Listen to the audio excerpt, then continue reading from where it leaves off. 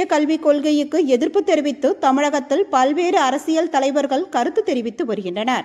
இந்த நிலையில் பாஜக மாநில தலைவர் அண்ணாமலை ஏன் முன்மொழி கல்வி அரசு பள்ளி மாணவர்கள் பயிலக்கூடாது என்று கேள்வி எழுப்பினார். இந்த நிலையில் துணை முதலமைச்சர் உதயநிதிக்கும் அண்ணாமலைக்கும் வார்த்தை போரானது தொடங்கியது.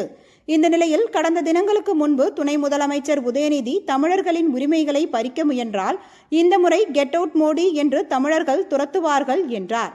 அதற்கு அடுத்த நாளை அண்ணாமலை உதயநிதி வீட்டு வாசல் முன்பு சுவரொட்டிகள் ஒட்டப்படும் என்றார். இந்த நிலையில் துணை முதல்வர் உதயநிதிக்கும் அண்ணாமலைக்கும் வார்த்தை போரானது தொடர்ந்து வருகிறது. அண்ணாமலை கெட் அவுட் மோடியா அல்லது கெட் அவுட் ஸ்டாலினா எது இணையதளத்தில் வைரலாகும் என்று சவால் விடுத்திருந்த நிலையில் பாஜகவினர் திமுகவினர் மாறி மாறி get out Modi get out Stalin என்ற வாசகத்தை இணையதளத்தில் ட்ரெண்ட் ஆக்கி வருகின்றனர். தமிழகத்தில் பல்வேறு பகுதிகளில் சுவரொட்டிகள் ஒட்டி வருகின்றனர்.